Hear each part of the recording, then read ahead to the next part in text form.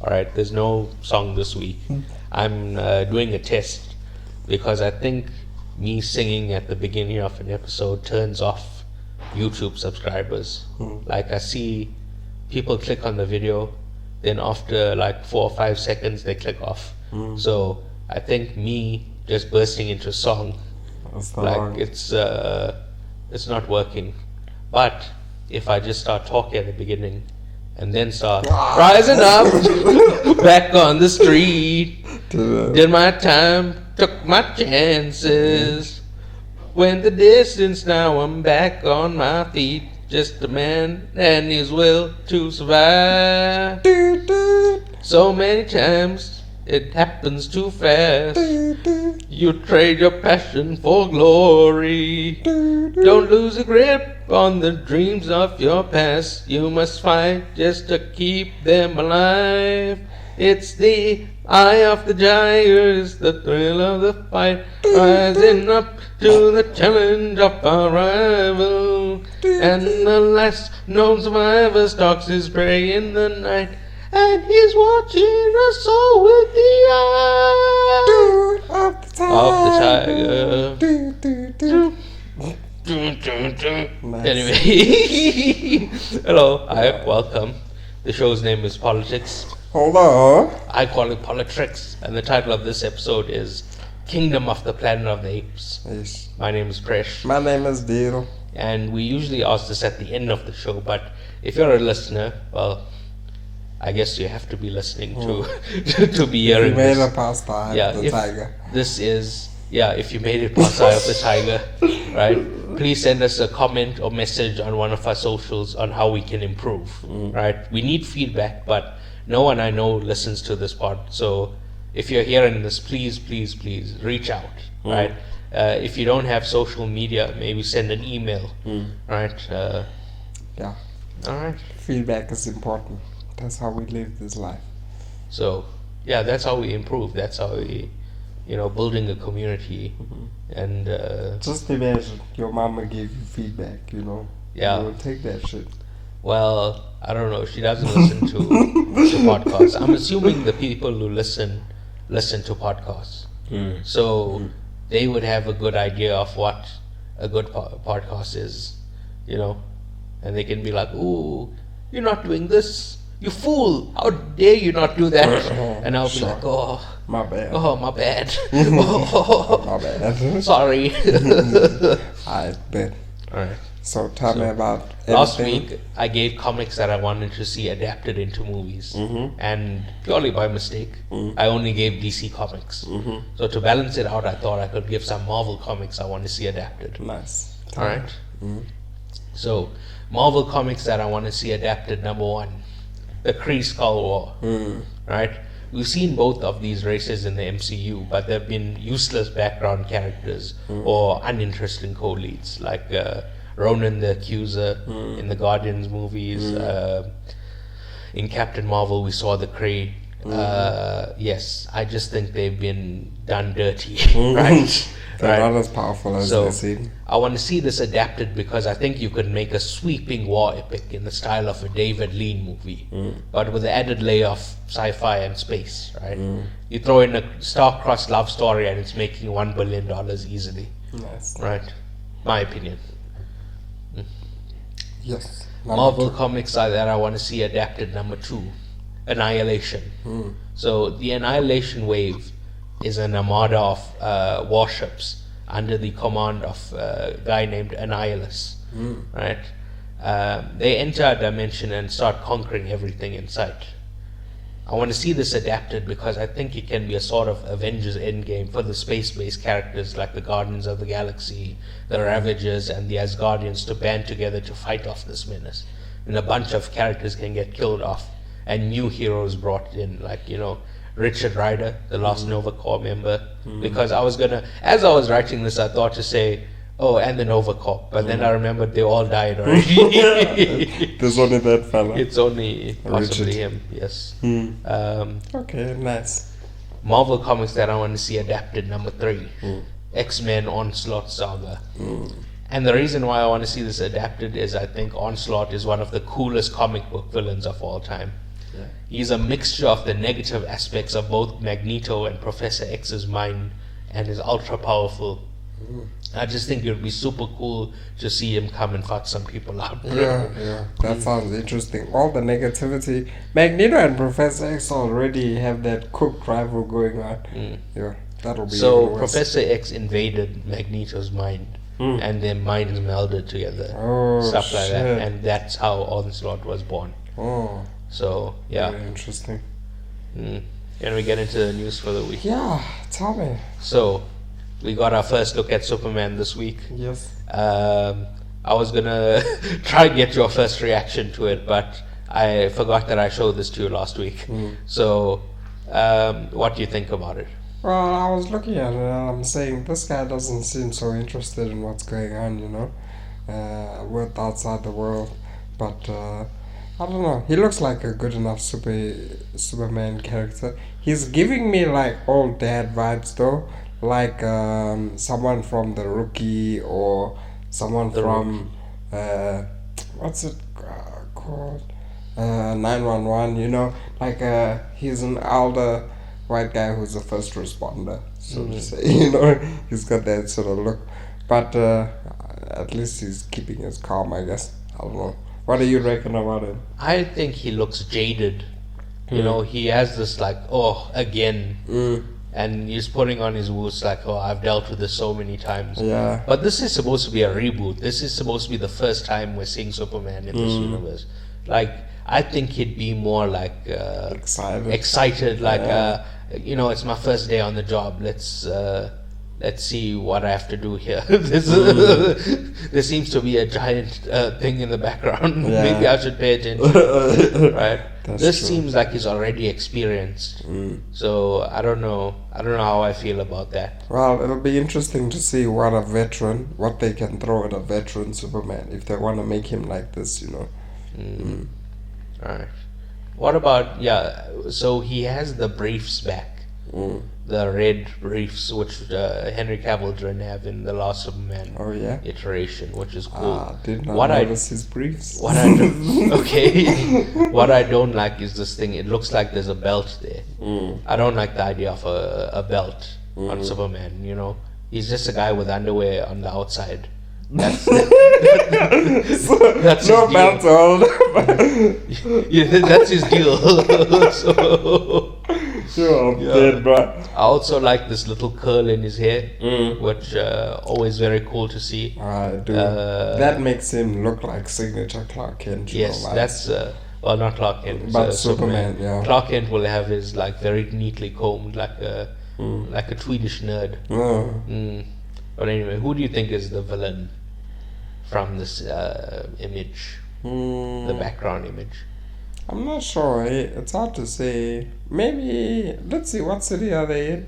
Well, it's probably Metropolis. Superman's. I don't know, man. It could be some. I can't say for certain, bro. Alright. Lex Luthor, probably. Probably. I think that circle is Brainiac's ship. Right? And it's shooting the pink laser. It's not being shot at. And it's like so Brainiac's whole deal is he wants to shrink a particular city from a planet, and then he blows up the rest of the planet because he wants to archive all the information in the galaxy, right? Yes. So he could be cutting Metropolis out, so that he can shrink it with this. I think. That's a good idea, yeah. It would be nice to see someone other than like Lex Luthor and the other villains, General the more common ones.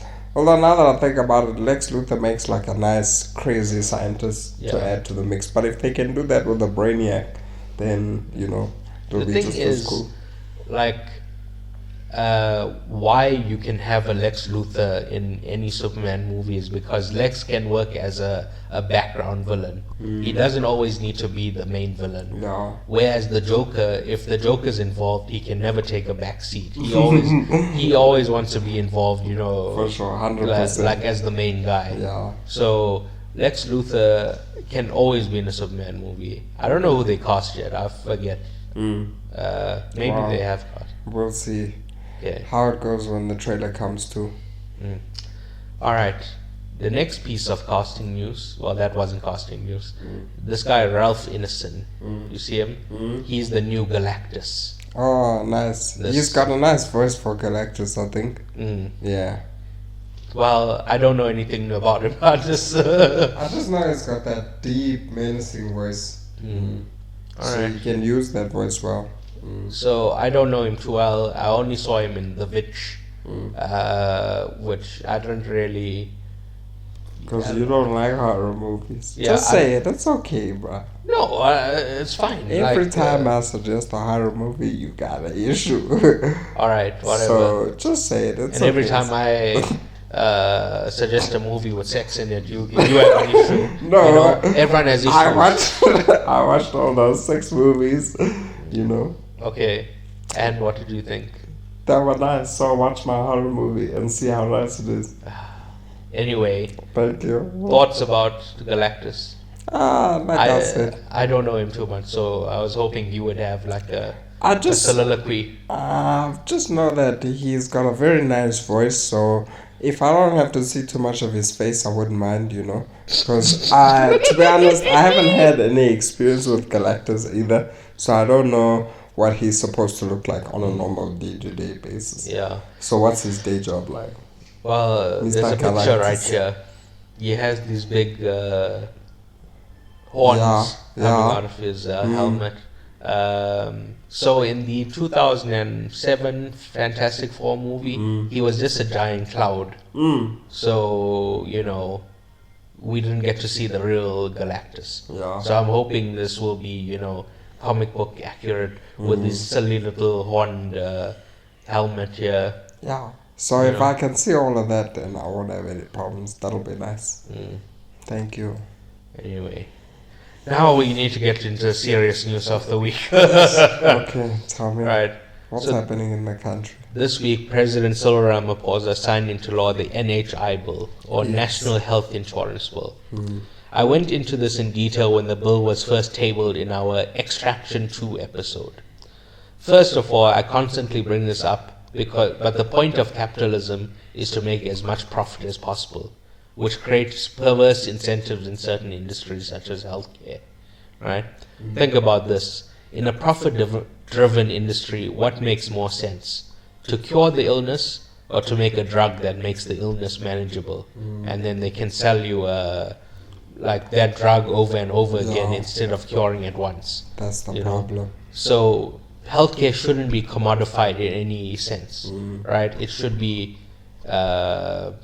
look, we pay for the doctor's time and the medicine, that's it.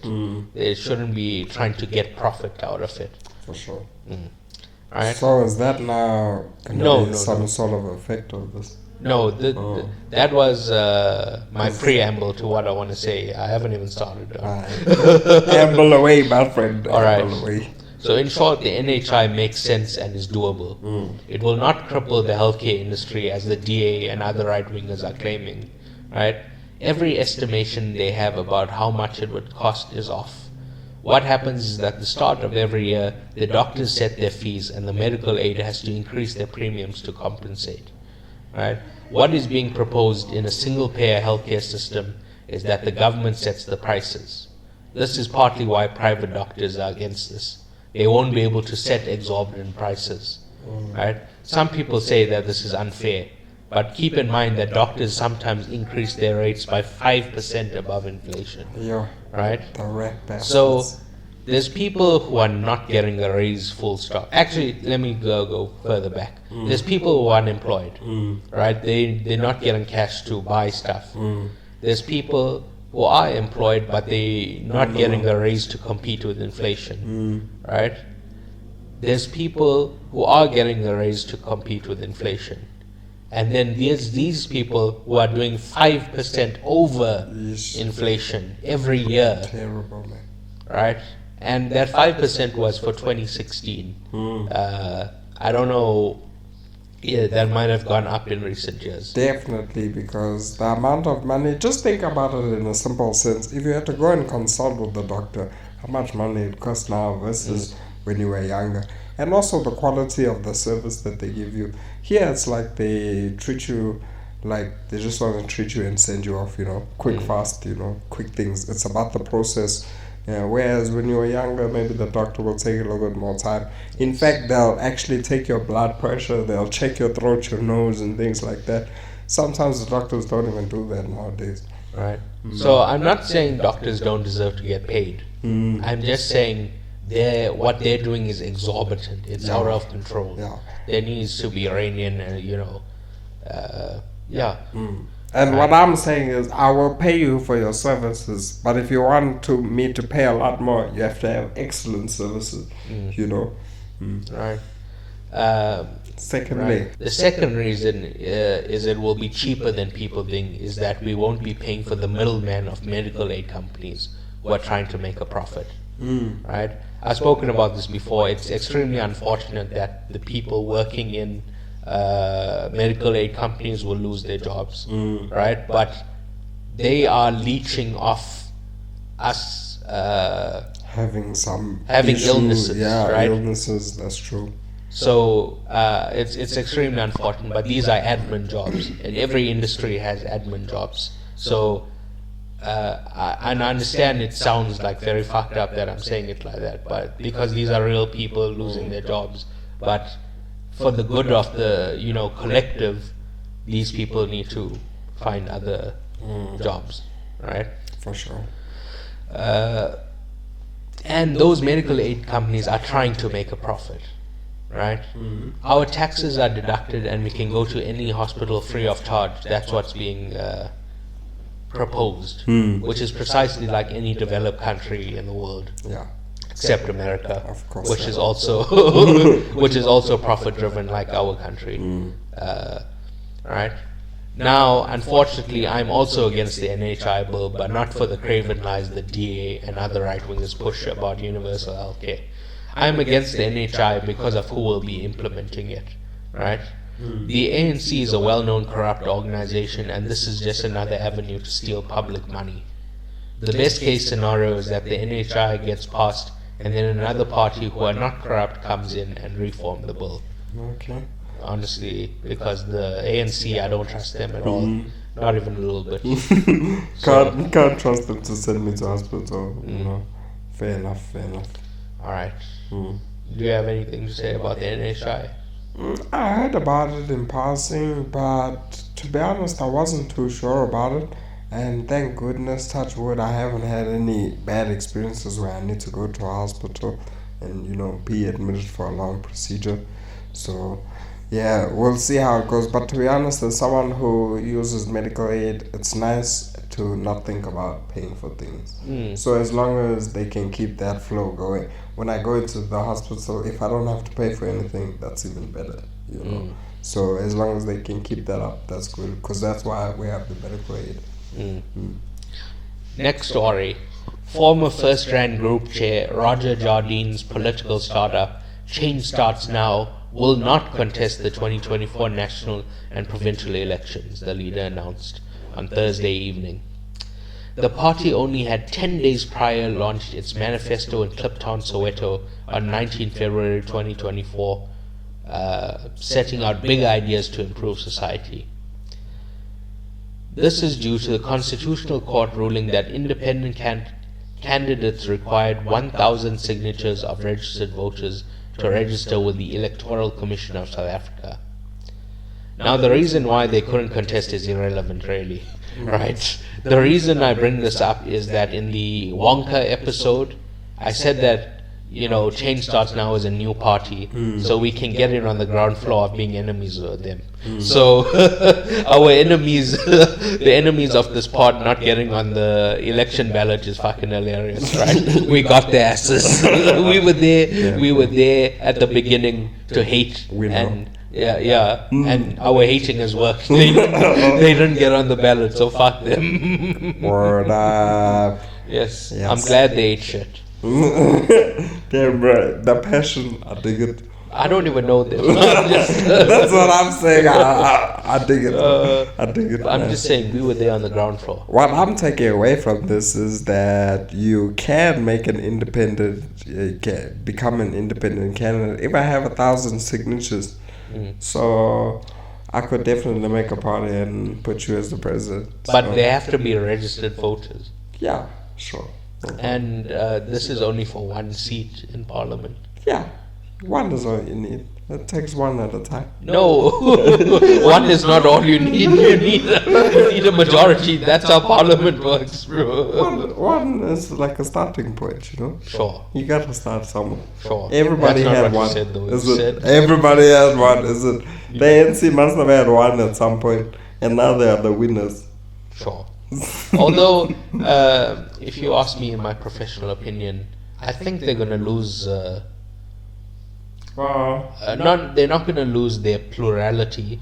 They will lose their majority this election. Like they'll get maybe 40% of the vote, and then they'll have to make a coalition government with some other party, whoever they need to at that point. But yes, the MK party is looking very strong. You know, I said Zuma's party. Yeah. So I think he's gonna take a lot of votes away from the ANC. So I'd like to see how that goes. What kind of game is this where people are voting for a person, dog? This is crazy, man. Everybody's just stealing voters and shit. Anyway, Alright. tell me about what's happening in the ape world. We've So been the in the ape context for world. this movie. We don't actually need any context for this movie because the opening text explains everything we need to know.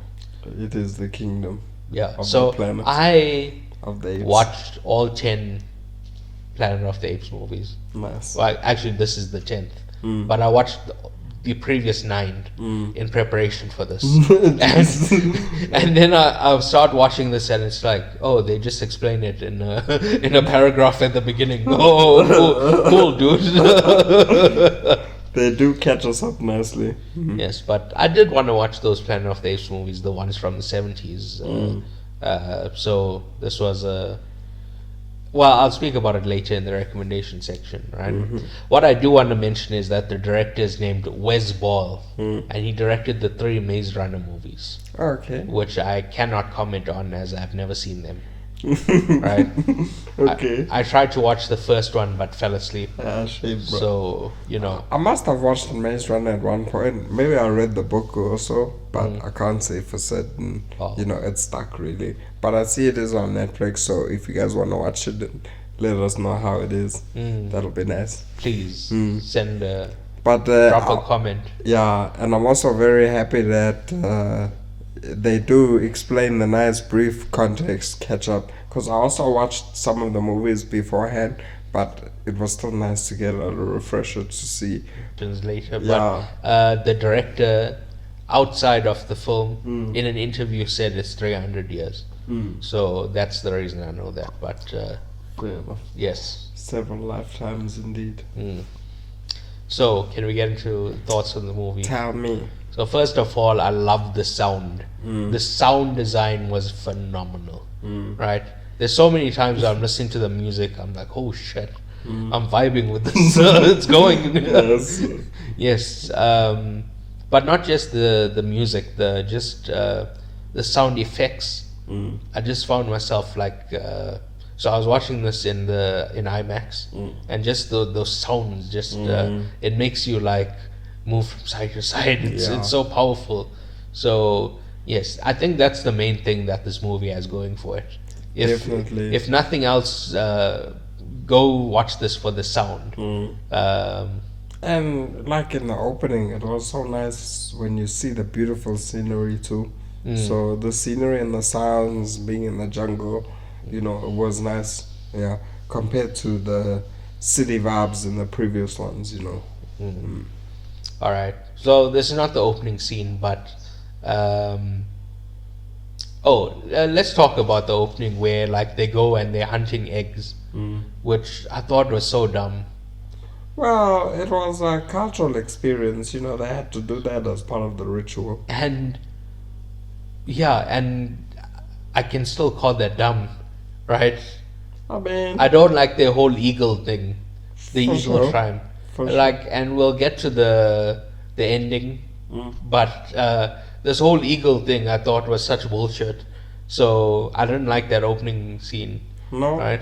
I was rooting for them when they burnt down that Damn, that bruh. eagle place. Damn. But yes, so they get attacked, and I really love this opening. Well, not opening scene, but the where they're burning Yeah, down the the camp. first part. Where like it's this handheld camera, and it feels like you're in the action. You know, watching things unfold. Like it has a very kinetic energy to it. Damn, Yes. bro. I can't believe you mad about the Eagle Tribe. Look, I thought it was a very cool concept, something different and original because they have had like weaponry in the past, you know. They've worked on multiple things, but they haven't had any companionship from like a fellow animal. And I thought maybe Caesar might do that. Companionship. Yeah, well, that's what the eagles They have are like. horses. Also, no, a horse is like for transportation. You know, that's what they use the horse for. But like, even in fact, I thought about it from when Caesar went to the zoo and he was there. I thought maybe he'll gas some of the other animals and see maybe he might find a pet lizard or something. You know, that'll be cool. But I thought it was cool, something interesting, something different, yeah. So, and they weren't like the most major thing. It's not like he used the eagle every second, you know, but he came through when it counted. I dig it, the Eagle Tribe. Alright, fair enough. The thing is, I can't tell the difference between the Eagle Tribe. Oh, There's a lot of times where I just went, who the fuck is this? Who's this? that's true. Who's that guy? Yeah. But yeah, I understand there's like his mother, they tried to make her like longer hair, but like when you're looking at them from a distance, they all look the same. I like that, you know, you have the orangutan later, you have gorillas, you have like, I think The white apes. the villain is a chimpanzee. I can't remember, either a baboon or a chimpanzee. But yes, you can tell the difference between the villains and stuff. But within the Eagle Tribe, very difficult to tell. differentiate. Speaking of the orangutan, I didn't like him at all. What? Just too much waffling, bro. Waffling? Yes. Look, the only thing I didn't like too much about the orangutan was he was trying to speak too much, you know. That's what I'm saying. He's just chatting too much. He's yapping. Yeah, it was a nice feature, but also like, you know, I know the animals are. Sometimes it would have been nice if they were just more quiet and they communicated in that quiet fashion. Bro, there's so much yapping. He was speaking Japanese. That's damn, bruh. Japanese. it's outrageous how much this guy was chatting. Okay. Right. That being said, the CGI still looks amazing. For sure. Right. I'm still like, oh, did they get these apes to act? How did they do that? But Like, who was climbing? When that climbing scene, I was like, how is this girl hanging on to some CGI ape? This must be a real ape, you know? So I was feeling very connected to the movie. yes. Yeah, you get immersed, you know. It's like, yo, I'm seeing real shit. But they've always been great looking. And the thing is, I feel, and not that I feel, it's true that they don't have real stars in these movies. They don't have like a Tom Cruise or like an A-lister. It's just like random. They're well known. They're known actors, but they're not like, you know, that A-list actors. I think maybe James Franco in the first one is the biggest actor they've ever had in these, right? And they put all the money into the visual effects, which is where it should be, obviously. In fact, for a lot of movies, it should be like That's the main priority. yeah. So yeah, Just tell me, okay, back to hating on the eagle crowd. What purpose does the eagle wrangling serve? Like where they have to bond with the with the eagle. Is it just for hanging out? Well, like I don't know how to say it. Think of it like, if you're in the wild or something, you need companionship. That's what the animals are for. They just want pets. No, a pet is like something you just feed, eat, and sleep. But a companion will be more active in your life. So didn't you see in the beginning scene the eagle was catching fish and bringing it back to the village? So the eagle will be useful in a sense, if they need to scout something, if they need to, maybe they have a special language with the eagles or something. So the eagle's usefulness is very good, and you can see that in that end scene, but All right, fine. yeah, I don't know Fine. what's your beef with the eagles, bro. How did you feel about the acting / motion capture? The acting, I guess. Can you tell there's acting going on? Yeah, that's the thing. It's hard to say, but like I said, the one thing I did like was when they communicated less with speaking and more with their actions. It was like you had to be involved in the movie to understand what they were feeling and thinking. But now I could just listen because they were gonna speak. They were yapping. They were speaking Japanese, So, so I know. Yeah. How did you feel about it? I didn't like their voices, especially the main guy, What? because like he speaks in this broken like English, and it just feels like odd on the ears, Yeah, Well, I guess that's just more hating. yeah, I just bearing in mind that these apes didn't have to speak, they literally speaking for our benefit, for the benefit of the movie, because clearly they have their own sort of language and communication style. So, yeah, that's what I'm saying. The speaking is like you can give or take it, in some places. Maybe some places would be better to get an explanation. If you're unclear of something, someone could speak it out. That's nice. Sorry, I just want to go back to something. I spoke about the sound design and how much I loved it. I actually went to look up the person who did the sound for this movie. His name is John Paisano, because I just want to give him a shout out, because I'm really that buzzed about.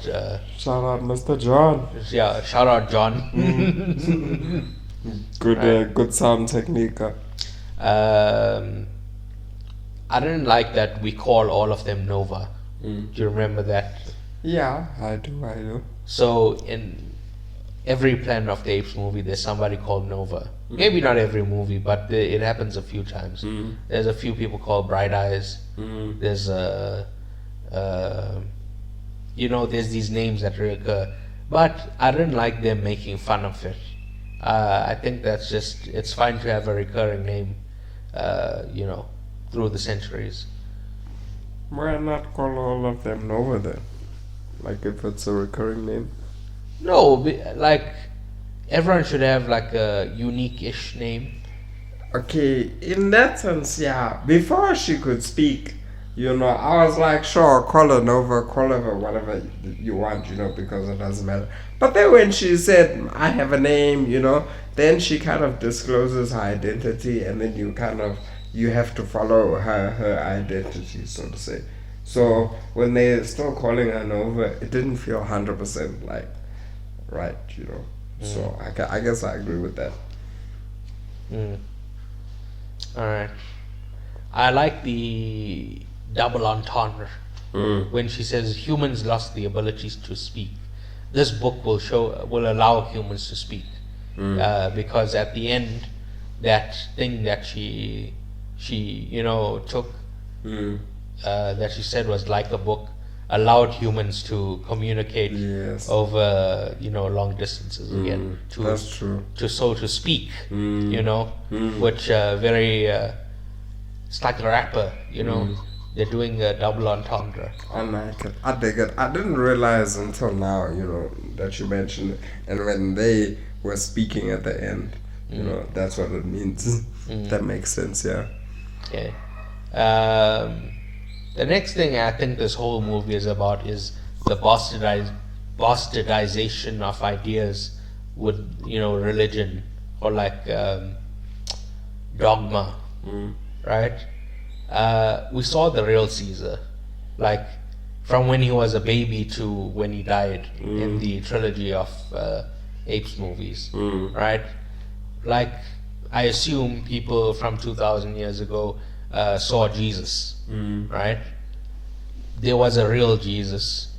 And now in real life we have these mega churches where it's all about the pastor making money off the congregation. In the same way, Caesar's ideas were bastardized by, who's the villain? Proximus Caesar. Yeah, Proximus Caesar takes the words that Caesar said and he twists it for his own, gain.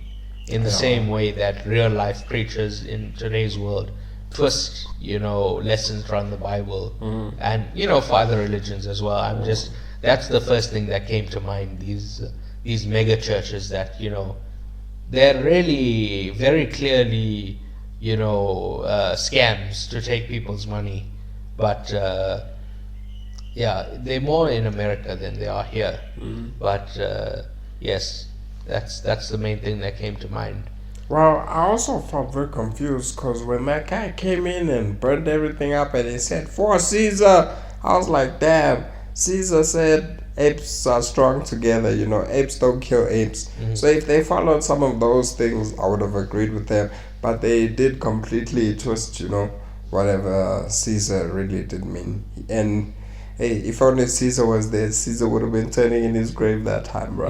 Listening to people doing that.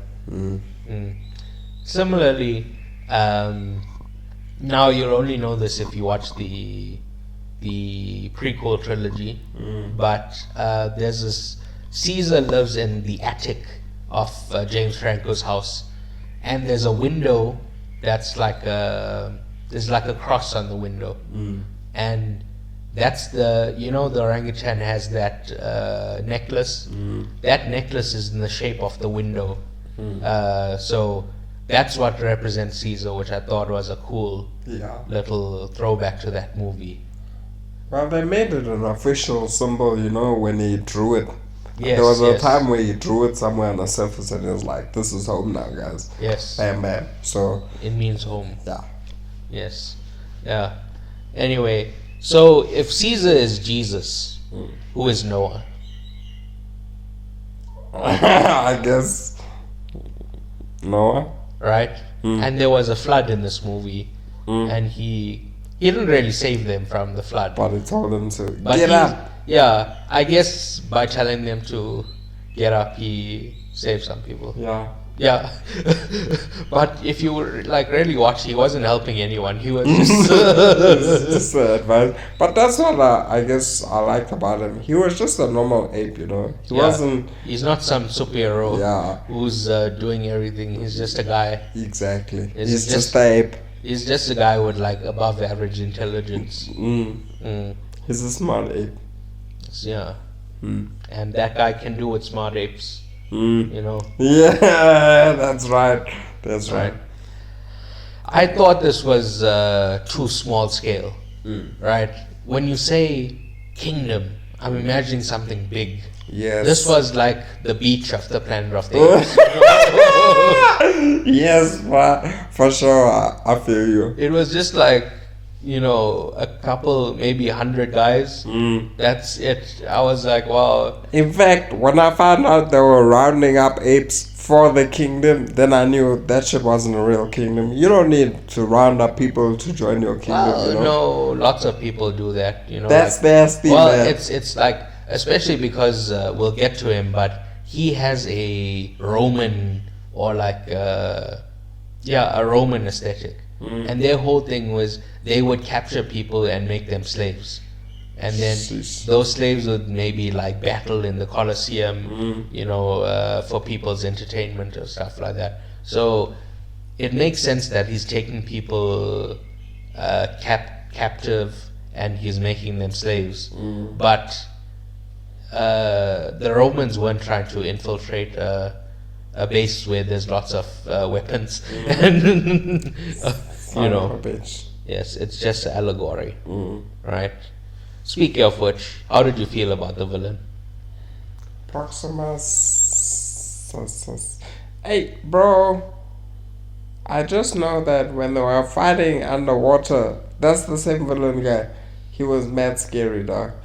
And he was just, yeah, was a piece of shit, man. Twisting Caesar's words, like I said. Can't trust him. But, yeah. Now, I don't like him, but he had a point. I feel like he had a point. That they need to find this information to advance their ape civilization before humanity. That's one of his points. That's absolutely true. They should be trying to advance, you know, they should be taking inspiration from some of the wonders of the human race. Like, once again, I just don't understand how planes work. It's just that's true. They fly in the sky like eagles. What the hell, bro? It's a marvel of human ingenuity and engineering that they make planes, you know. So yes, I think that's a good lesson from him. But his main thing is don't trust humans. Caesar was too lovey-dovey with humans. Well, I'm finding now, like, when you look at it from the outside, you can only see a human in one light, you know, because I was watching Three Body Problem, and that movie is also about a sort of alien, and when an alien looks down on you, you'll think of yourself so small and insignificant, you know. Man, I forgot what I was going to say. It just slipped right past me. Yeah. So, his whole thing is don't trust humans. Yes. And May was the actual villain of this movie, I feel. Yeah.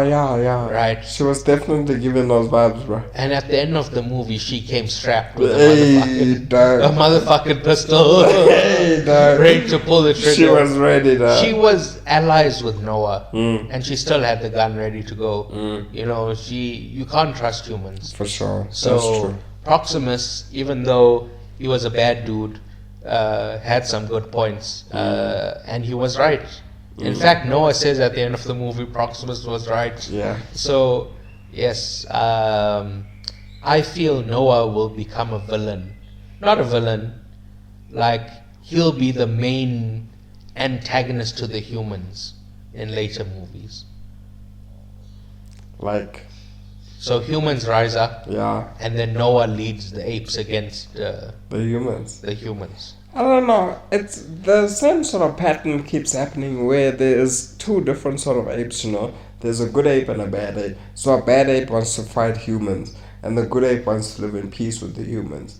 So there needs to be some sort of balance, because every time you think it's going good, there's a bad ape that comes in the picture. And the bad ape starts a bad cycle of human violence and... You know. But Proximus doesn't want to attack humans. He just doesn't trust them. Yeah. Okay. So the way he is communicating his message and the way he is trying to achieve his goal, I cannot agree with. But his goals and his, you know, mission and incentive are nice. I like what you're saying. Like I said, can't trust humans. They should be advancing, sure, but rounding up people to add into your kingdom and slaving them away, that's not nice, man. Also, like, you know, trying to blow up that door and shit. Who knows what he would have come through. He's just got a very violent temperament about him. So, you know, I wouldn't trust him, too much. I said I'm not a fan. He's a bad dude. I'm just saying he had some good points. For sure. He's like Donald Trump. Really? My dear president. Yeah. You know, if he sounded the alarm and said, Presh, I need help, I'll travel to America that day. Yeah. But Anyway, he hasn't need you up yet. he doesn't need my help yet. Not yet. Not yet. Not yet. But I'm ready and waiting, Mr. President. Just activate me. Let me know. Yes. Any other closing thoughts? Oh, I was just thinking, like, it's nice to have a different perspective on the movie because I like to see the way the evolution is changing and going up and down between human and ape. Because when it started, it was the human, then it became the ape, and then it became the human again. So I do hope that there's some more transitions between ape and human evolution, and that the evolution happens, nice and smoothly. They don't end up messing up the movies by jumping 5,000 years ahead, and then they come back later. So well, they said they're going to do a 9-movie arc, but that includes the prequels that we've already seen. So this is the 4th in 9. So there's still quite a long way to go until we get there. So it'll be interesting to see the new generations. So what is your rating of the movie? I would give it a 7. Yes, I gave it a 7 as well.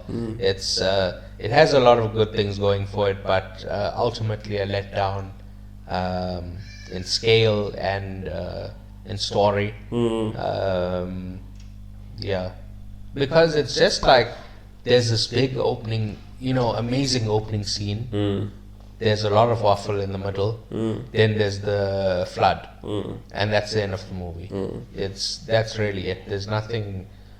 That middle part, I think, is you can just almost cut it out of the movie entirely. Just they burn it down. He follows them. He reaches Proxima Caesar's thing. That part happens. End of the movie. And remember, he's just an ape, so it's not like he did anything too extraordinary during the movie. He just had some good ideas occasionally. That movie I'm pitching is a clean hour 20 max. Yeah, for sure. Right? It definitely could have been shorter. Yes, 100%. So I guess that speaks to the pacing of the movie somewhat, that you could easily chop out, 20, 30 minutes, and it wouldn't matter. But, can we get into recommendations? Yes, tell me. Who's next on the blank check? Following on in Blank Check's Satoshi Kon miniseries, I watched Millennium Actress, which is a gorgeously animated movie about a documentary team interviewing an actress who was popular throughout the 20th century. As she tells the story of her life and career, the lines between fantasy and reality become blurred, as we don't know if the story is true or from one of her films. Unfortunately, this is the same technique the director used in his previous movie, and by the 15-minute mark, I was tired of his shtick, right? The ending eventually won me over, but the feeling of monotony in the middle is why I'm giving the movie an 8 out of 10. Okay, nice. Right. Then, this week saw the return of the British anthology series Inside Number 9. Every episode is a comedy or drama, and then a twist at the end turns the tale into something unexpected. It's quite similar to Black Mirror, except it's a little bit funnier and not as technology inspired. This week's episode was about conformity, and I really enjoyed the social commentary in it. That sounds interesting. I really like Black Mirror, so... Inside Number 9. Yeah, check it out. Good. It's in its 9th season now, and I think they said the 9th season will be the last. I can't remember, but I hope it's not the last because it's a very interesting show. And 9 seasons in, they're still keeping me guessing. So that's pretty good then. Yeah, pretty great. Next was the finale of X-Men 97, and it was incredible, right? Yes. It wrapped up all the plot lines in interesting and fun ways, and set things up nicely for next season. I rewatched the season, and some of the episodes aren't as good as the others. So overall, I'm going to give the series a 9 out of 10. But episodes 5 and 8 sent me to the moon and back. It's the best thing I've seen on television this year. Lacquer. Like, enjoyed it. Almost every time I've seen you, I've just been like, oh, the X-Men. Now we know it's episode 5 and 8 that make you feel that way. Yes. Sure. But yeah, the rest of the season is still pretty good. I'm just saying those were the top of the top,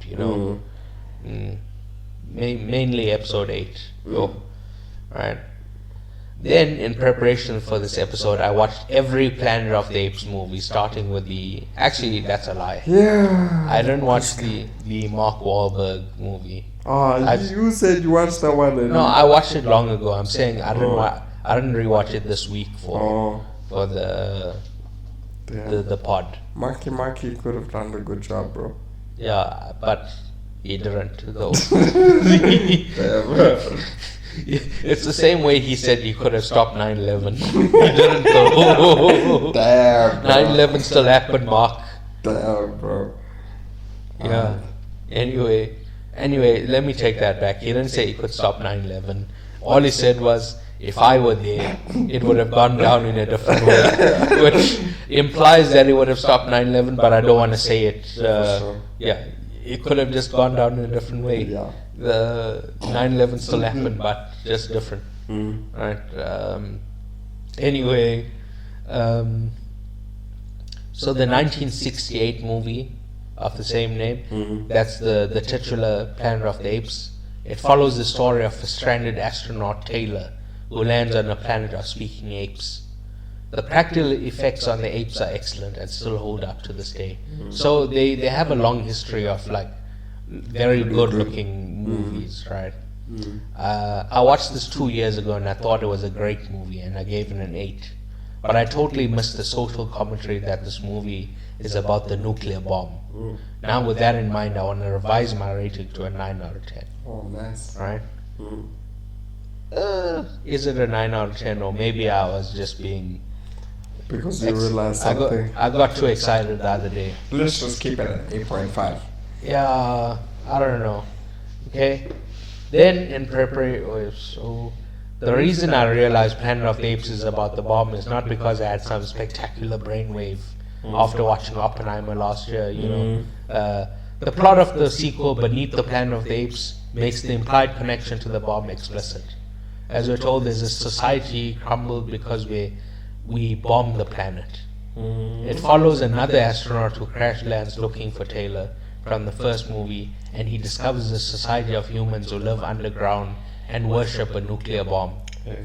The apes also find the society and violence ensues. During the kerfuffle, the nuclear bomb is fired and the planet is destroyed. So I give this movie a 5. Damn, bro. It's very boring. All that work just to blow up the planet. Yes. Shit. It's very, very boring. I don't like this movie at all. A lot of stuff is just the retelling of the first one. So it's just... Catching you up, huh? very silly. And the third one? The third one follows Zira and Cornelius. Those are 2 apes that help Taylor and Brent in the second movie. I forgot his name for a moment, right? They used the spaceship from a prior movie to travel back to 1970s America. Well, I don't think they plan to travel back. I think space travel just takes you wherever in time. The first movie took him forward in time. Right. There's a lot of waffling until Zira gets pregnant and the US government declares that she's not allowed to have that baby. Right. The movie ends with Zira and Cornelius dying and their son, Caesar, going into hiding with the traveling circus. I had a little bit of fun with this movie and I liked it more than the second one. I give it a 6. Okay. So that's where the name Caesar comes from. That's another name that keeps repeating throughout the Planet of the Apes. Yes, a lot of ground covered in these 1970s movies is retrod in the prequel series. Right. In the 4th movie, apes have been enslaved by humanity due to fear after hearing Zira and Cornelius tell them that the planet is eventually run by apes in the previous movie. Yeah. Right? This movie draws a lot of parallels between ape slavery and black people being enslaved. At the end of the movie, the apes rise up against their slavers and kill them, led by Caesar. Unfortunately, this is another boring movie and I give it a 5. It's actually the worst sequel in my opinion. Right? That's Conquest for the Planet of the Apes. Finally, we have Battle for the Planet of the Apes. This is my favorite aside from the first movie. It brings back the gorillas and the orangutans from the first movie. This is also the most action-packed movie of the series until this point. I give the movie a 6. Then we move into the prequel Apes films, which covers the same ground as the Conquest and Battle, right? We start with 2011's Rise of the Planet of the Apes, aka Rotpota, right? The CGI is gorgeous and the apes all look incredibly lifelike, but it's a slow, thoughtful movie with only one action scene at the end. It's a good movie, but I thought they could have done more with it. I give it a 7. Okay. That's the James Franco one. Do you have any thoughts on it? I also enjoyed it. It was a good story intro. So, yeah, maybe they could have done a little bit more, but as it stands, it was pretty good. Nice CGI too. Alright. Then we get to 2014's Dawn of the Planet of the Apes, aka Dotpota, which we actually watched together with our friend in theaters when it came out that year. Right? It's my favorite of the prequel trilogy, as I believe it has the best action and the most interesting storyline. It also has the most compelling villain of the series in Koba. I give it an 8 out of 10. Yeah, I also enjoyed that one a lot. The second of that series with Koba. Yeah. He's a bad dude again. Bad dude. bad ape. Alright. Finally, we have 2017's War for the Planet of the Apes, which they fucked up the naming scheme. Instead of the, they said for the. So it's Woofed-Pota, which I thought was a bit of a letdown compared to Dot-Pota.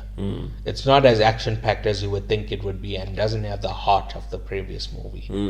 Also, it's actually very similar to this movie. It says War for the Planet of the Apes. You think there's going to be a battle, and it's just a guy trapped in a bunker and ends very, not with a bang, but with a whimper. Nice. And Woody? Woody Harrelson is not as good as a villain as Koba, and I didn't find him compelling. I found him... Okay, their reasoning and things, in terms of a villain though, Woody is nice to hate, Yeah, Koba is like, you can see he don't trust apes, so his hate is justified. But Woody is like, he's just coming out a left wing to fuck up some shit, so, yeah. I enjoyed him as a villain though. Right. What would you rate that one? Probably a 7 as well. It's a step down from Dotpota, but it's still a good movie. Stuff that you've watched this week? This week I watched the season finale of Young Sheldon. Heart-wrenching, bro. So sad. In Big Bang Theory they mentioned that Sheldon's father died. So now in Young Sheldon they're hearing about the funeral and things. So it hits deep, man. It hits deep. But it's a very good show, very good series, yeah. I enjoyed it, so yeah, I'll definitely encourage anyone to watch it, especially now that it's finishing off, so. And what else? Is that? Oh, okay. No, I'm sorry. Give me a minute, dog. You always stressing me out here. Oh my gosh. I also watched all the Planet of the Apes movies, Yeah, that's why I was asking you as we were going son along. Of a bitch. I was watching. Let me see. Yeah, just that series, the Good Doctor series. That's all. Nothing too new, actually. Yeah. How do you feel about the Good Doctor? I enjoy the Good Doctor. I think it's nice to see the progress that Sean has made as well with his, artistic behaviors and how he manages them, but and how he's worrying for his child too. So I enjoying it. Well, I think he's a bad doctor, my opinion. Why is that, though? He got fired, didn't he? Sean? Yeah. In the Good Doctor? Yeah. Why did he get fired? Have you watched all of it? Yeah. Okay, so there's a Dr. Han fired him. Because? I don't know. I saw this it was a meme on social media, right? That the Good Doctor was like, and he's like shouting at somebody. and Dr. Han fired him, and then the good doctor was crying. And Bad doctor. Yeah. Bad doctor. No, why was Dr. Han, why did he fire him? He did something wrong. I mean, So he's a bad doctor. sometimes the way he behaves is not like, 100% workplace certifiable. So Appropriate. to say, yeah, workplace appropriate. Yeah, not all the time, so I can't give him that. But yeah, it's okay. He's not too bad. I dig it. I'm actually keen to watch The Tooth Fairy. I was thinking about this movie, the one with Dwayne Johnson. It was an old movie, just popped in my head, so I thought it would be a nice, something different, interesting to watch. So I think I'll give that a go. What are you looking forward to watching this week? Nothing. Nothing. No more X-Men. X-Men is done. Yeah, that's what I'm saying. No new fun things to watch. It's in 2 weeks. Furiosa is coming out.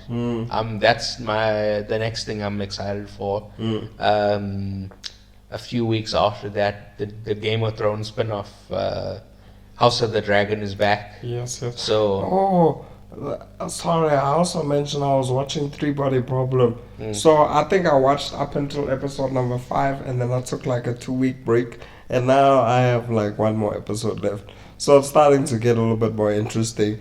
So Three Body Problem also can be a bit more interesting. Just give it a little bit of a chance. And what reminded you of that? What reminded you of Three Body Problem when I said Game of Thrones? Yeah, because they were directed by the Dumb and Dumber, those idiots. And now I'm also remembering I watched another series. Well, sorry to interrupt, but I did hear that Three Body Problem was good. But those fucking idiots, I'm not getting wrapped up in their nonsense again. Come on, man. Like I said, it took me a while, but like after I It's watched been that sitting- 5th episode, it just started kicking Netflix nicely. recommends it to me, but You're not interested? man, Nah.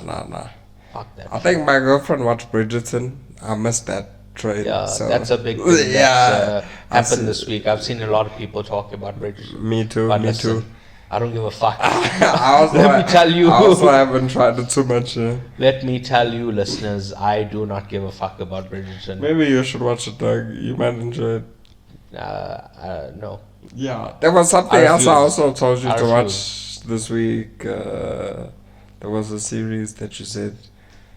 But anyway, yeah, try out Bridgerton. Let us know in the comments if Bridgerton is worth it. As you know, maybe not somebody forced you or asked you to watch it with them, but like as a man, would you sit down and watch it? What did you enjoy about it? Tell Leave us. a comment, but there's no way that I'm gonna watch Bridgerton. Come on, Let me tell you right now. Alright, fine. There's no comment that will. Leave a comment anyway. I'm just saying it's a useless comment. Fine. Alright. Wow. Anyway, Thank thank you you. for listening. Please remember to rate, review, subscribe, give a like, etc. Importantly, it needs to be a 5-star review. What about like 3? No. Even 4.5 is not acceptable. 4.5, I'll beat you up the next time. It's Fair enough. you know, Fair enough. It's go time. I'll wrestle you. Yeah. Alright. Sure. You can find all our links at PAICIP.com. That's PAICIP.com. Please tell a friend. Tell that friend to tell a friend. Tell a family member. You don't want to just jump in with something that's also a family member that. Don't forget to tell your dog too, because I think sometimes the animals are listening, very well. But anyway. But do they understand? Yes. You know. Thank you. All right. Goodbye.